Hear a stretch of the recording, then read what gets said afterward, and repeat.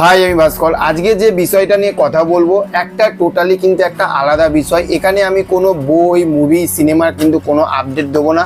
আজকে টোটালি একটা খারাপ লাগা এবং একটা মানুষকে সবসময় কাঠি করা, তার পিছনে লাগা, তার প্রতি হিংসা, এটা দেখতে দেখতে নিজের এতটা খারাপ লাগে, সেটারই কিন্তু একটা ছোট্ট করে একটা প্রতিবাদ করা বা নিজের একটা খারাপ লাগাটাকে আপনাদের সঙ্গে শেয়ার করা, এটা নিয়ে আজকে ভিডিওটা হবে। তো প্রথমেই বলে দিচ্ছি, এটা কিন্তু কোনো পার্টি বা কোনো পলিটিক্সে কিন্তু এগুলো ছোটো করছি না, বা এখানে কিন্তু কোনো পার্টি পলিটিক্স নিয়ে কিন্তু কোনো কথা বলছি না, ঠিক আছে। এখানে একজন ব্যক্তি আরেকজনকে এতটা হিংসা, এতটা অপমান, এতটা খারাপ কথা বলার জন্য আজকে কিন্তু এই ভিডিওটা করা।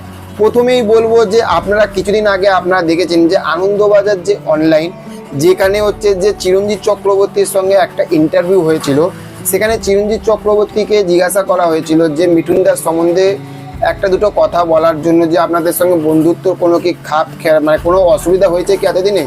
কিন্তু সেখানে চিরঞ্জিত চক্রবর্তী এমন একটা কথা বলল, সেই কথাটা এতটা খারাপ লাগলো, এবং ওনার প্রতি যে মানে মিঠুনদার প্রতি যে ওনার যে একটা রাগ, একটা হিংসা, সেখান থেকে কিন্তু একটা চোখে উঠে এলো এবং একটা জিনিসকে উত্তপ্ত করলো। কিন্তু কীরকম সেটা বলছি, আপনাদের সঙ্গে আলোচনা করবো। ওই ভিডিওটা পুরোটা দেখবেন।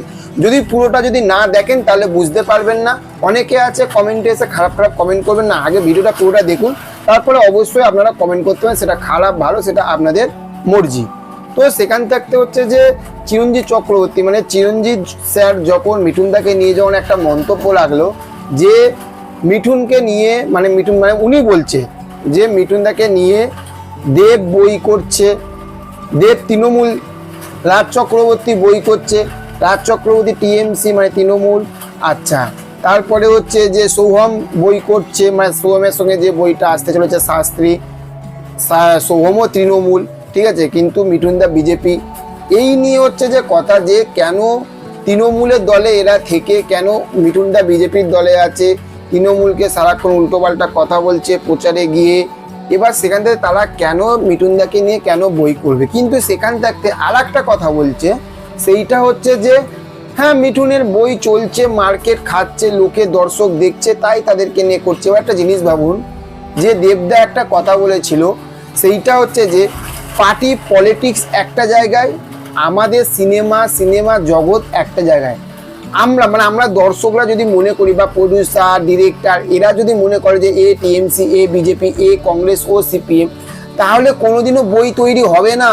স্যার, চিরঞ্জিত স্যার আপনাকে বলছি, যদি কোনো কারণে যদি ভিডিওটা যদি আপনার কাছে মানে যায়, তাহলে আপনিও দেখবেন যে একটা যে কথাটা যেটা বলছিলাম, একবার ভেবে দেখবেন, যদি এই রকম সত্যি যদি হয়ে থাকে না, তাহলে কোনোদিনও কোনো সিনেমা আর তৈরি হবে না।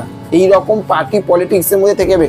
পার্টি পলিটিক্স একটা জায়গায়, আমি যেটা বুঝি, পার্টি পলিটিক্স একটা জায়গায়, সিনেমা একটা জায়গায়। এবার অনেকে ভাবতে পারেন যে আমি মনে হয় এই পার্টি করছি বলে ওই পার্টির সম্বন্ধে কোনো কথা না।